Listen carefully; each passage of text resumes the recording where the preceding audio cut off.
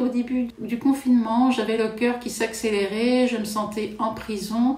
J'ai apprivoisé la situation et transformé ma prison en cage de lumière qui me garde en sécurité.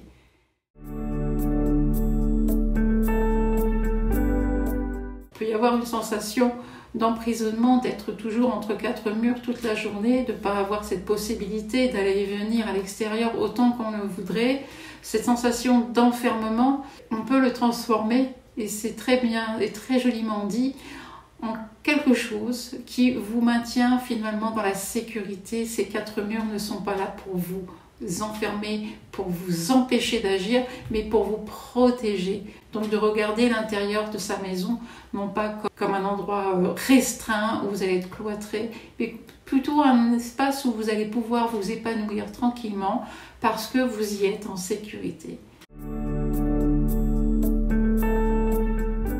Passer de la prison à ce sentiment de sécurité, c'est exactement ça la pratique du Ho'oponopono. Ho'oponopono ne va pas régler votre problème, ne va pas régler la situation comme ça d'un coup de baguette magique, mais le miracle il se produit dans votre façon de réagir à l'événement. C'est-à-dire qu'au lieu de continuer à vous sentir enfermé, emprisonné dans cet appartement ou dans cette maison, en déroulant désolé, pardon, merci, je t'aime en boucle, en silence à l'intérieur de vous, vous allez voir apparaître d'autres solutions. Ces solutions vont apparaître parce que la formule qui est récitée va calmer le mental, va couper le refrain qui répète « je me sens enfermé, je suis emprisonné ». Parce que tant qu'on laisse le mental nous dire je me sens en prison, eh bien on ne voit pas les solutions. Quand on lance désolé, pardon, merci, je t'aime en boucle à l'intérieur de vous, ça coupe les phrases du mental qui vous empêchent de réfléchir sereinement aux solutions, qui vous empêchent d'écouter l'inspiration. C'est à ça que sert le désolé, pardon, merci, je t'aime que l'on récite à l'intérieur de soi, à écouter le silence qu'il y a en nous et qui va nous donner, sous la forme de quelque chose de très subtil, une approche très différente de l'événement, une autre façon de regarder les choses.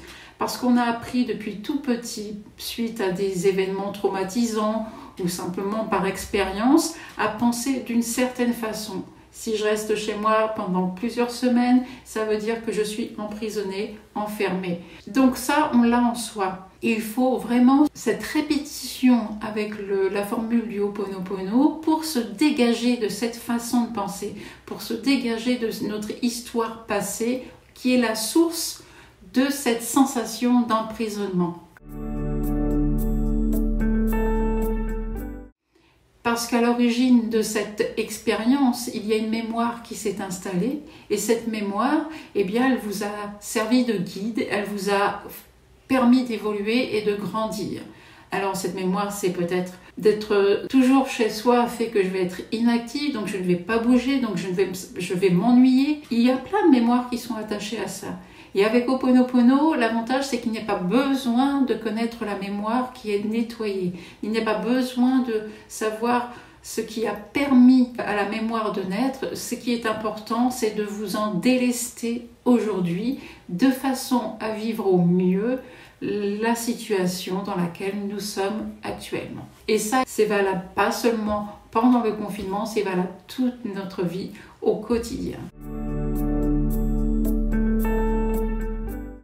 Est-ce possible de guérir de l'impatience avec Ho'oponopono et comment? Avec Ho'oponopono, on va guérir des mémoires qui sont devenues limitantes, qui sont devenues paralysantes, qui sont devenues très embêtantes dans notre vie d'aujourd'hui. On ne va pas guérir d'une maladie, on ne va pas guérir de la situation, on va vraiment guérir de quelque chose que l'on a en soi depuis très longtemps. Et cette guérison, entre guillemets, elle va s'opérer sur cette fameuse mémoire. Le fait de se sentir en prison au début du confinement, eh bien, c'est ce sentiment d'être prisonnier, tout le monde ne l'a pas eu. Moi, je ne l'ai pas du tout ressenti comme cela. Il y a même des personnes qui ont répondu ici que ce confinement, ça signifie, en tout cas la prolongation du confinement, signifie la prolongation des vacances. Nous n'avons pas tous les mêmes mémoires, nous n'avons pas tous la même expérience et surtout la même façon de réagir face aux événements. Ça, on l'a appris enfant avec les adultes qui nous ont élevés. On a appris avec eux comment réagir, comment être face à certaines situations.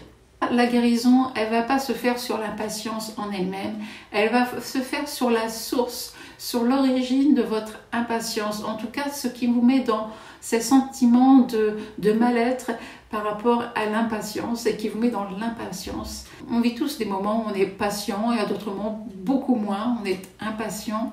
La patience, vous n'allez pas la guérir, vous allez guérir ce qui en est la source avec le mantra « Désolé, pardon, merci, je t'aime ».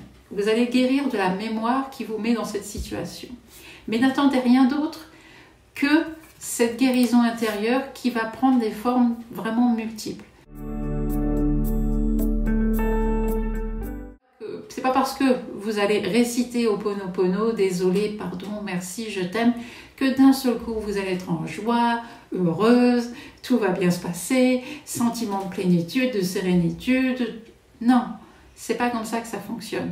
Lorsque vous récitez « Désolé, pardon, merci, je t'aime » et que vous sentez grandir en vous la patience, vous allez prendre du recul sur cette émotion, vous allez prendre du recul sur cette sensation. Et quand on prend du recul sur ces émotions désagréables, que ce soit l'impatience, que ce soit le sentiment d'être emprisonné, eh bien vous allez voir d'autres façons de voir les événements.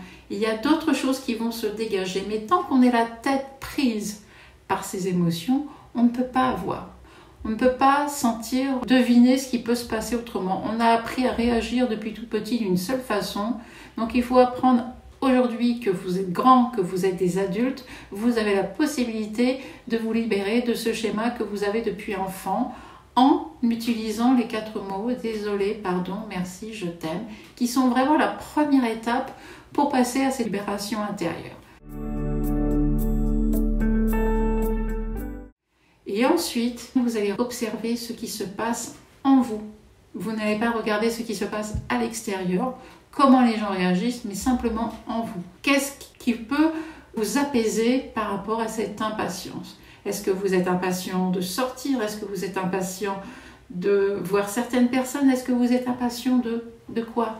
En mettant au repos le mental, vous allez voir que cette impatience, elle est issue d'une histoire passée. Ça vous ramène peut-être à des souvenirs d'enfance, l'envie de pouvoir faire d'autres choses, que ça aille plus vite. Grâce à ce confinement, je m'aperçois que j'apprends à être patiente et je découvre que je pouvais être extrêmement patiente grâce à cette situation, mais surtout grâce au nettoyage que je fais avec Ho'oponopono.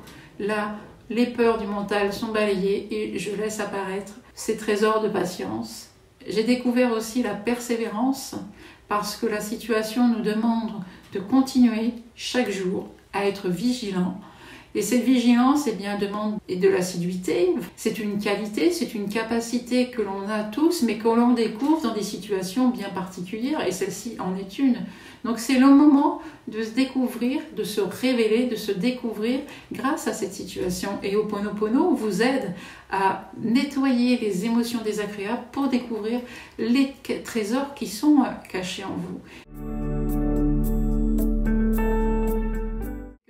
De réciter cette formule alors qu'on est impatient, qu'on veut voir des résultats, c'est aussi rester sans attente, c'est-à-dire vraiment être dans l'observation intérieure. Ne pas attendre quelque chose de précis de la pratique du Ho'oponopono va vous permettre de ne pas être déçu par cette pratique. Parce que si vous attendez un résultat particulier et qu'il n'arrive pas, là ça peut être très difficile à vivre. Ne limitez pas les résultats de cette pratique en vous focalisant sur telle solution et c'est tout. Laissez la vie faire. Et pour ça, il faut vraiment vous détacher des émotions, couper ce mental, couper cet ego qui veut maîtriser, qui veut calculer, qui veut gérer pour faire confiance à la vie et surtout avec désolé, pardon, merci, je t'aime, vous allez être à l'écoute de la vie, de votre cœur, de votre moi profond, de votre conscience, de votre âme, qu'importe le nom que vous lui donnez, mais vous allez être à l'écoute, non plus du zinzin qui tourne en boucle, mais de quelque chose de plus profond et de plus adapté à la situation que vous vivez. Le seul qui vous maintient dans les peurs, c'est l'ego, le mental. Et il est très fort pour ça. Lui, il est bon, ce mental, pour gérer, pour maîtriser tout ce qui est informatique, conduire un véhicule, faire des prévisionnels. Au niveau des chiffres, super, le mental, il marche très bien et l'ego là-dessus, il est génial. Mais il est très mauvais pour tout ce qui est émotionnel parce qu'on n'est pas une équation mathématique. Une équation mathématique, elle n'a jamais évolué depuis qu'elle a été découverte. Nous, par contre, on évolue. On change d'environnement, on apprend des choses, on a des compétences qui évoluent aussi. On ne peut pas gérer l'aspect émotionnel comme on gère une voiture, un ordinateur. Et l'ego, il ne sait pas faire ça. C'est pour ça que de le couper est très intéressant parce que c'est pas de lui dont on a besoin dans ces moments où on est perturbé, mal à l'aise, où on a le sentiment d'impatience, où on a le sentiment d'emprisonnement. C'est pas lui qui va nous donner la solution. Lui, il va ne faire que maintenir ses peurs en action. C'est tout ce qui est désagréable, c'est lui qui le maintient, c'est l'ego, le mental. Et en se coupant de lui, en se détachant des émotions, on se coupe de lui pour aller écouter la voix de la sagesse. Et elle est à l'intérieur de vous. Elle n'est pas à l'extérieur, elle est vraiment en vous.